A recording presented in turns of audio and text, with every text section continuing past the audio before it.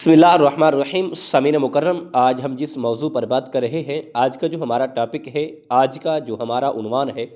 وہ اس موضوع پر ہے کہ رمضان المبارک کا آخری عشرہ جو ہے وہ شروع ہو چکا ہے۔ پہلا عشرہ بھی ختم ہو گیا، دوسرا عشرہ بھی ختم ہو گیا، اب تیسرا عشرہ رمضان المبارک کا شروع ہو چکا ہے۔ تو ہم اس تیسرے عشرے میں ایسی عبادت کریں، اپنے رب کو راضی کریں۔ جو لوگ 10 دن کا اعتکاف بیٹھتے ہیں، مسجد میں بیٹھتے ہیں اور رب کو راضی کرنے کے لیے قرآن پاک کی تلاوت کرتے ہیں، ذکر و اذکار کرتے ہیں، نوافل کی کثرت کرتے ہیں،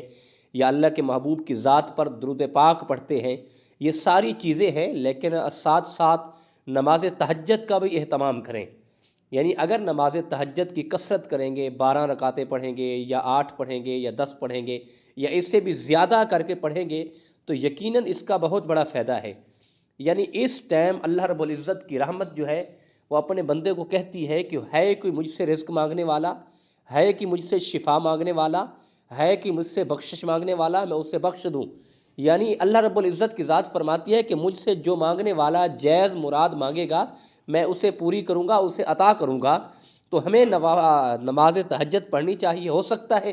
کہ اسی ماہ مقدس کے صدقے، اسی رمضان المبارک کی برکت کے صدقے ہماری عادت بن جائے اور ہم اس عادت کے مالک بن جائیں کہ ہم پورا سال پھر تہجد پڑھنا شروع کر دیں، یہ نماز نہ چھوڑیں، اور اس نماز کی برکت کی وجہ سے اللہ رب العزت کی ذات ہم پہ راضی ہو جائے اور اللہ کا ہم خاص بندے بن جائیں، اللہ کی بارگاہ میں جھک جائیں، اپنے آپ کو جھکا کر رب کی بارگاہ میں ذریعہ گاری کر کے اگر معافی مانگیں گے تو اللہ پاک معاف کر دے گا، اور اللہ پاک سے ہمارا جو رشتہ ہے وہ ایک مضبوط بن جائے گا، ایک تعلق بن جائے گا۔ اور یقیناً یاد رکھیں، ہم نے جو نوافل پڑھنے ہیں نماز تہجد کے، کوشش کریں کم از کم 12 رکعتیں ضرور پڑھیں،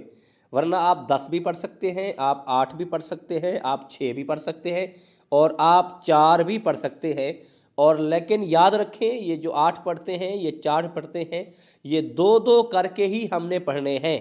اور بعض اوقات لوگ کہتے ہیں کہ ہم 4 کر کے پڑھ لیتے ہیں، لیکن 4 یہ الگ بات ہے، اس کو کوئی وظیفہ ہوتا ہے، کوئی ایک بزرگ بتا دیتا ہے کہ 4 رکعتیں کر کے پڑھیں، لیکن نہیں، اصل جو حقیقت ہے تہجد کے نوافل ہیں وہ 2 کر کے ہی پڑھنے چاہیے۔ پہلے 2 پڑھیں اور پھر 2 پڑھیں، پھر 2 پڑھیں، پھر 2 پڑھیں، اس طرح کر کے آپ 12 پڑھیں، آپ 8 پڑھیں، آپ 10 پڑھیں، یا آپ اس سے زیادہ بھی کثرت کر سکتے ہیں، آپ زیادہ بھی پڑھ سکتے ہیں، تو اللہ پاک آپ کو اس کی جزا عطا کرے گا اور اللہ پاک آپ کو اس کی نیکی کے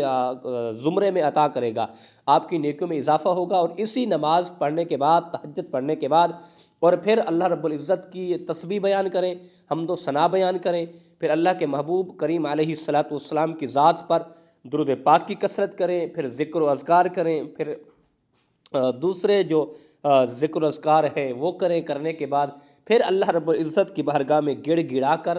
اور رب ذوالجلال کی بارگاہ میں معافی مانگیں، توبہ طیب ہوں کہ مولا گناہ گار ہیں، بد کردار ہیں، ہم سے غلطی ہو گئی ہے، بھول ہو گئی ہے، تیرے ہی بندے ہیں تو ہمیں معاف کر دے، ہم آئندہ گناہ نہیں کریں گے، ہم معافی مانگتے ہیں، معافی طلب کرتے ہیں۔ یقیناً اللہ رب العزت کی ذات بے نیاز ہے، اللہ معاف کرنے والا ہے، اللہ معاف کر دے گا۔